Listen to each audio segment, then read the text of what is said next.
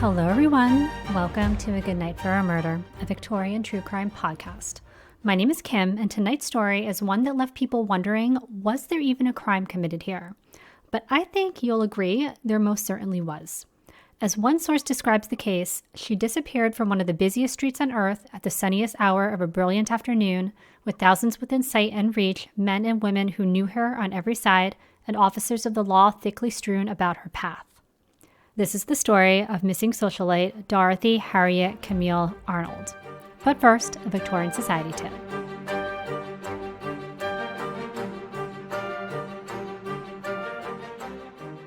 Our girl that we're covering tonight came from money.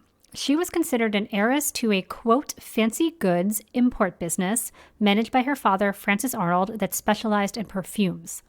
Nearly every source I consulted on this story made sure to mention that the Arnolds were part of the social register. So tonight's tip is all about the social register and how to get on it. Because guess what? It's still a thing. It began, though, back in 1887 in New York City when Lewis Keller, a newspaper society columnist and golf promoter, compiled a list of calling cards left by wealthy society ladies at the homes of other wealthy society ladies. However, the list was not to include any new money, only old money names. The first list was comprised of about 5,000 names selected by an anonymous advisory committee, most of whom were descended from early American settler families. So, rich white people who had not made their wealth in their own generation, but those who were born into it. Wikipedia states the register, it has been noted, was very much a product of Gilded Age excess. In the 1910s, the register expanded to include multiple volumes covering other cities. By the 1970s, the publication was sold to Malcolm Forbes of the Forbes media empire, who consolidated the register back to a single volume comprised of a who's who of the entire United States. In 2014, Forbes sold the publication to, quote, longtime listed member Christopher R. Wolfe, who is a finance guy, I think.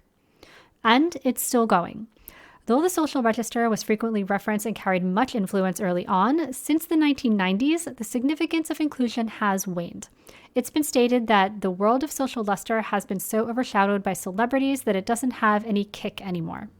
The Robb Report, which is a luxury lifestyle magazine covering things like automobiles, aviation, boating, real estate, and watches, states that nowadays inclusion in the social register, quote, bespeaks old money, Ivy League, trust funds, privileges of birth, fox hunting, debutante balls, yachting, polo, distinguished forebears, family compounds in the Adirondacks, and a pedigree studded with 19th century robber barons.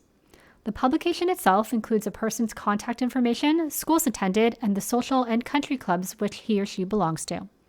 I think nowadays there is also a summer edition that includes the name of your yacht.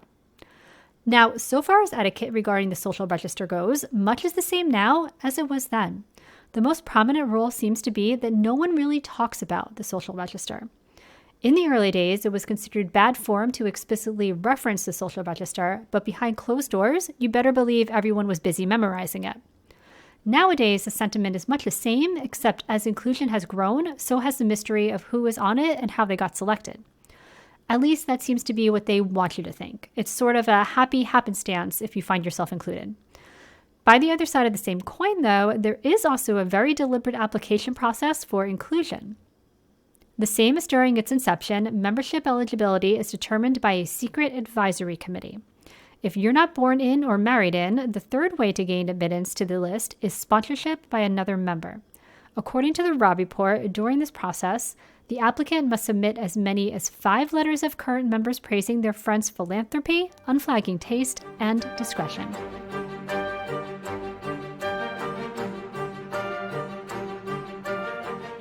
A Good Night for a Murder is a true crime podcast that does cover stories including death, violence, sexual assault, and other adult themes. Please take care while listening.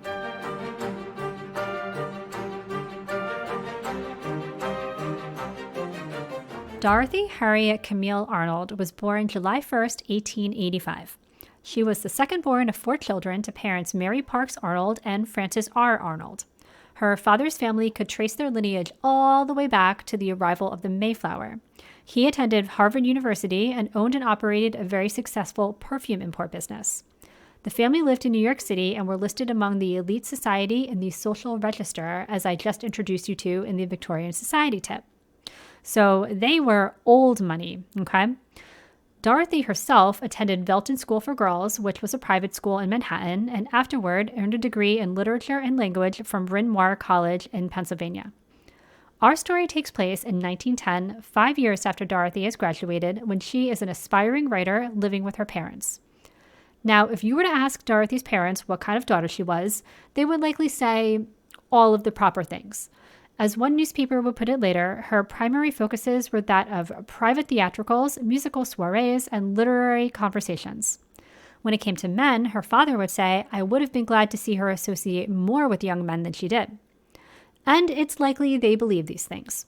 But as it would turn out, our girl Dorothy has a bit of a secret life. Earlier that year, she submitted a story to McClure's magazine, but it got rejected.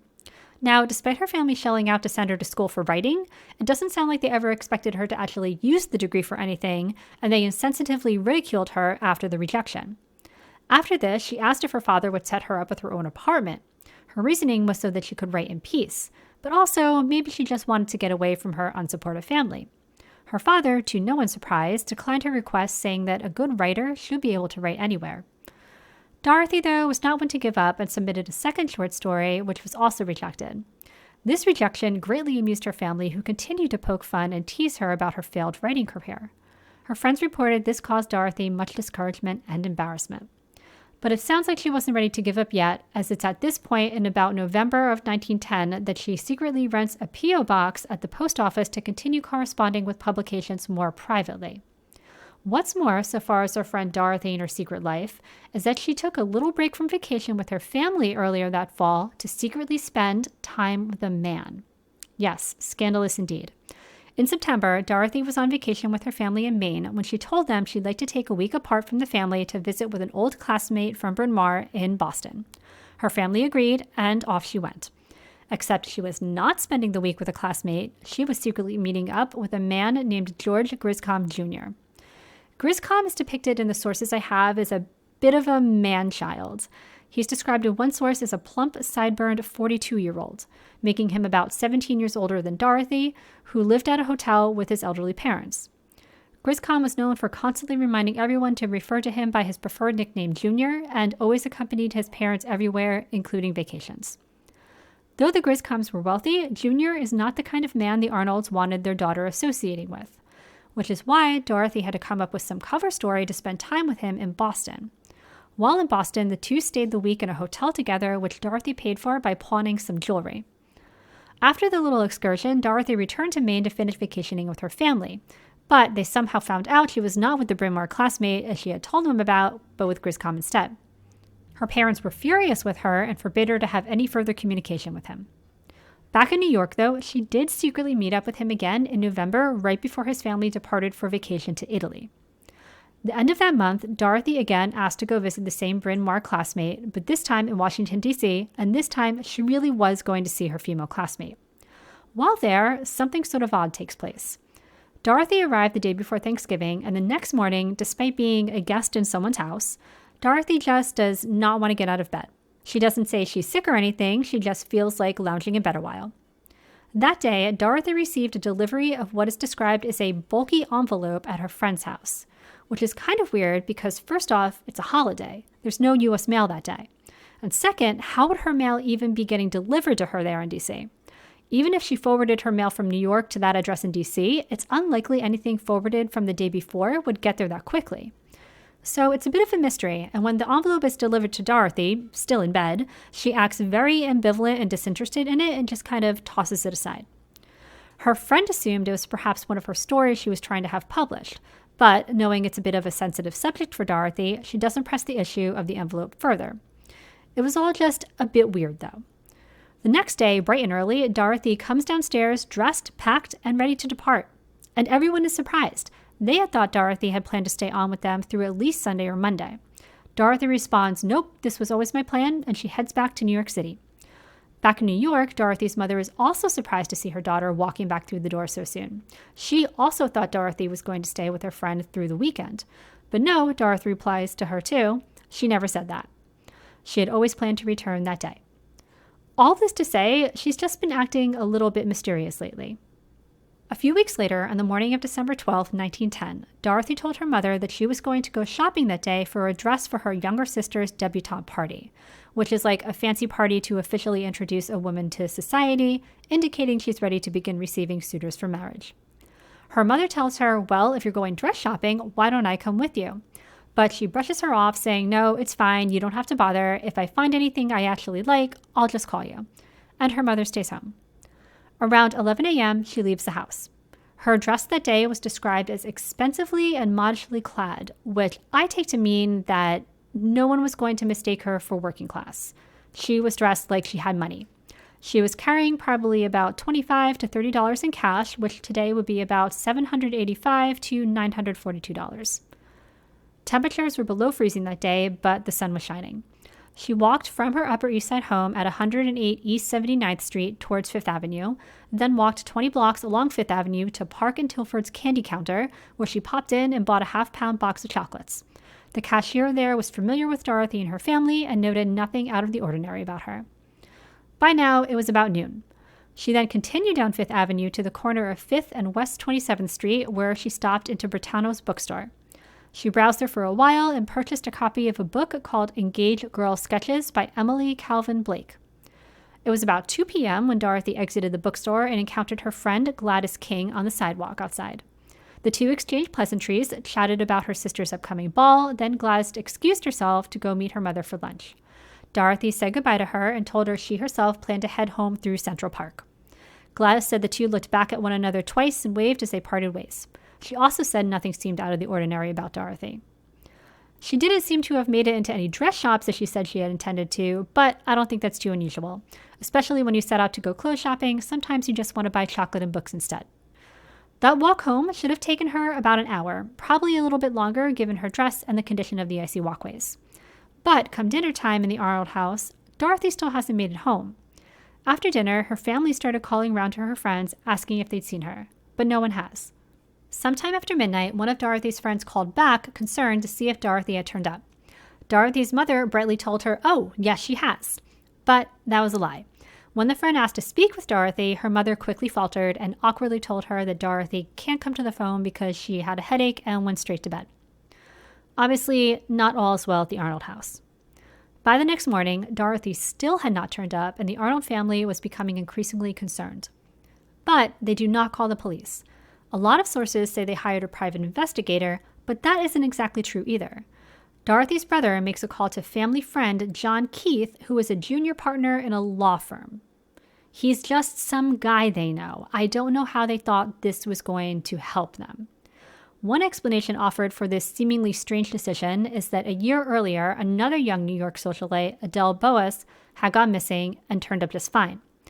The press had dragged the family in the reporting, causing utter embarrassment and damage to the family's reputation. Her story is actually what I'll cover in the Patreon bonus content for this episode. But all this to say, this could have been on Dorothy's father's mind when he insisted they not alert the police right away. He was probably hoping she'd come walking in the door any minute. Or perhaps he expected she might have taken herself on another hotel excursion as she'd done earlier that year. Either way, Keith agrees to help in any way he can. He went over to the Arnold household early that morning where he conducted a search of Dorothy's room.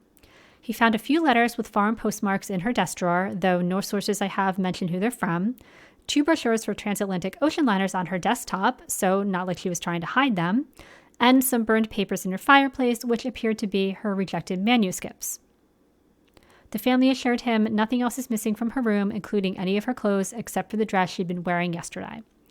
Keith tells the family what he thinks he ought to do next is go round to the city hospitals, morgues, and even jails and investigate. Hopefully, though, she'll just turn up unharmed sooner rather than later. And that's exactly what Keith does over the next few days. But he finds nothing. The family thinks they have one lead, though. The last time she slipped away in secret, she was with George Jr. Griscom. They learned that he is in Italy on vacation with his parents. The ocean liner brochures and letters with the foreign postmarks lead them to suspect that maybe Dorothy ran away to be with him. So they found where he was staying and sent a telegram asking if he knew where she was.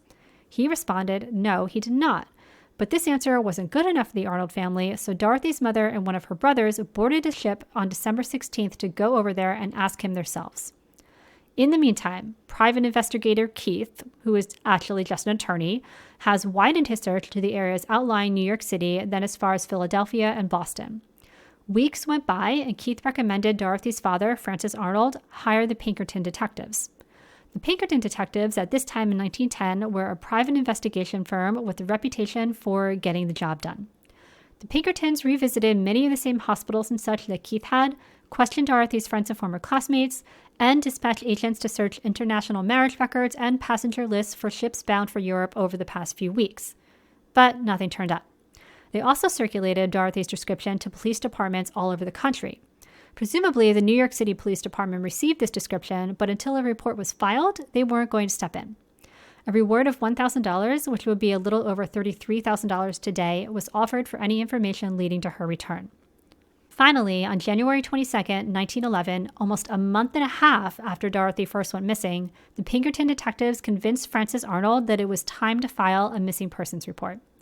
The police told him, he's waited long enough already, it's time to issue a press conference. No one besides a handful of people even know to be looking for her. And by getting the press involved with a family of their stature, everyone will be looking for her. But you've got to let them know. And Francis Arnold says, let me think about it.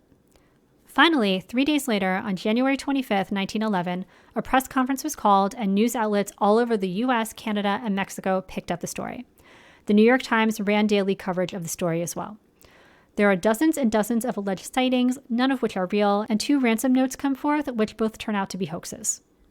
This is when it all came out about Dorothy's private P.O. box and her involvement with George Griscom, who, in the meantime, by the way, was confronted in Italy by Dorothy's brother and mother. The press reported on a veiled woman who met with Griscom at his hotel, where Griscom appeared to be very agitated during the meeting. This was obviously Dorothy's mother. On the ship back to America, Dorothy's brother was confronted by a reporter who asked about his missing sister, but not knowing his father had broken down and involved the press, he denied Dorothy was missing.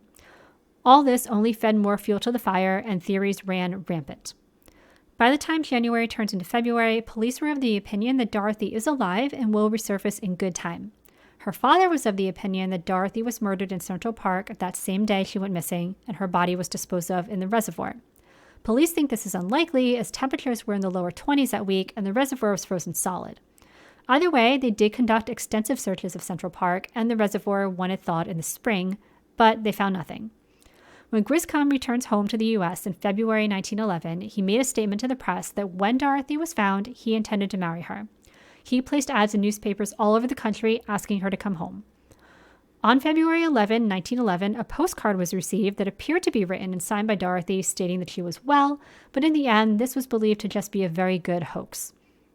By the end of February that year, police had called off the investigation into the disappearance of Dorothy Arnold. Years later, in April of 1921, Captain John H. Ayers of the Bureau of Missing Persons gave a lecture and said something to the effect of that everyone, including the police and family, actually knew all along what happened to Dorothy Arnold. He seemed to be implying that even though the case was officially unsolved, it was solved. But the next day, he backpedaled and said that he was misquoted, and he never said anything like that. On April 6, 1922, 12 years after his daughter's disappearance, Dorothy's father died. He made no provisions in his will for Dorothy, stating that he was, quote, satisfied that she is not alive. Her mother died on December 29, 1928. Unlike her husband, she died believing that her daughter was out there somewhere alive. Tips and sightings continued for years to come, including one on Fifth Avenue in 1935. Police were dispatched to investigate the sighting, but nothing was found. Dorothy was only 25 years old when she went missing from the busy streets of New York City on a bright winter day in December of 1910, and she was never seen again. So, what theories do we have for her disappearance? We'll start with the least likely as I see it and move towards the most plausible. One theory is that she simply slipped on the ice, hit her head, and got amnesia. This probably seemed more likely in 1910 before we understood all we do now about head injuries, but I don't think this is very likely. They did search hospitals, remember, and even if she started over with a new identity, I feel like someone would have recognized her. They were in the social register, after all. Also unlikely, I think, is the theory that she committed suicide over either her rejected manuscripts or inability to be with Griscom, or a combination of the two. In one of her letters to Griscom, she wrote, "Well, it has come back," referring to her short story. Dorothy wrote, "McClure's has turned me down. Failure stares me in the face. All I can see ahead is a long road with no turning. Mother will always think an accident has happened. Some thought this referenced her taking her own life. I don't read it that way. I kind of take it to mean that her mother will always think any story rejection Dorothy would get would be an accident, because mothers always think their children are wonderful and all. So far as being with Griscom, it seems like she was being with him. Maybe not publicly, but she didn't seem to be in any despair over being apart from him. The press had dug into Griscom's past and uncovered at one point that he had a brother who committed suicide by jumping from a ship over being unable to be with a woman. So some theorize this inspired Dorothy, but I think that's a reach. One theory that did grow some legs was that Dorothy died during an attempted abortion. To me, this timing doesn't add up. It's not like she made plans to travel that day or to stay overnight anywhere. She took a walk to buy a dress. But I'll share this with you anyway. This theory came out in 1916, which was that an illegal abortion clinic in Bellevue, Pennsylvania was raided, and the doctor running the clinic admitted that yes, Dorothy Arnold was one of his patients. But something went wrong with her operation, and she died and was cremated in the furnace. Likewise, I can't tell if this is supposed to be the same story or just a similar one, but also in 1916, an inmate named Edward Glenoris alleged to the warden that in December 1910, a buddy paid him to go with him to pick up a woman in New Rochelle, New York, and drive her to Weehawken, New Jersey. When they arrived, 2 men were at the home in New Rochelle, one resembling Griscom. The 2 men brought out a woman who was unconscious and loaded her into the car. Glenoris and his buddy drove to Weehawken and dropped her off, still unconscious. During this drive, Glenoris recognized her as the missing Dorothy Arnold, and his buddy confided in him that it was indeed her. The next day, he said his buddy let him know they weren't done with the job and they had to bring her back to New Rochelle. But she hadn't made it through the night. Glenoris alleged that they picked up her body, transported it back to New Rochelle, and buried her in the basement of the house where they'd first found her. The warden reported this, and Glenoris was questioned, but he denies everything and says he knows nothing about it now. Police searched the basements of several houses in the area and found nothing. I mean, the police treated this with some serious, so I guess we have to too, but I don't know. For me to believe this, I need a lot more information. It just seems very random presented as it is. Speaking of Griscom, though, we always have to look at the boyfriend, right?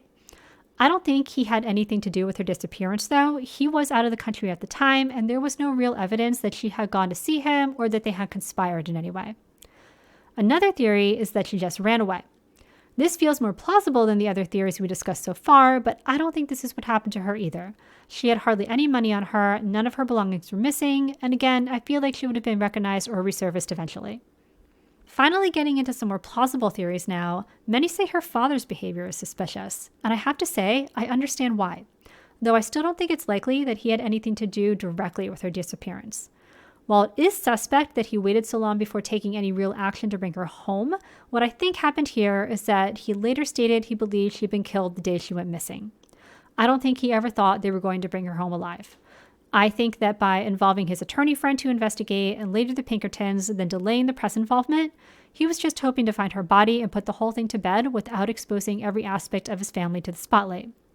As a parent, and frankly as a good human, I don't think it was the right decision, but I can follow his line of reasoning. I do think, though, that her father had the right idea. I agree with him that Dorothy was killed that day, or possibly even kidnapped and killed later. I think she met with some bad people in the park who maybe tried to rob her or harm her, and she was killed. I don't know what was done with her body, but somehow it was never found. I am curious to know what you think happened to Dorothy Arnold, though. If you head over to Instagram, TikTok, or YouTube at A Good Night for a Murder, you can let me know there. I've posted some photos of Dorothy, Griscom, and some press coverage over on Instagram and TikTok. You can also see the photos and source links on the episode blog on my website at agoodnightforamurder.com. While you're on the website, you can sign up for the Good Night for a Murder newsletter. Each month, I send an episode roundup, reveal of next month's episodes, and other goodies like extra Victorian Society tips, book recommendations, and more. For the bonus content for Housekeeper and Butler tier Patreons for this episode, as mentioned earlier, I have another story of a missing socialite, this time with a more lighthearted ending. Listen through the outro music to hear a short preview of this Patreon bonus content. To subscribe to Patreon and learn more about the podcast, you can visit agoodnightforamurder.com. Also follow me on Instagram, TikTok, or YouTube at A Good Night for a Murder. Please rate and review and share with friends. Thank you for listening, and I will talk to you again soon.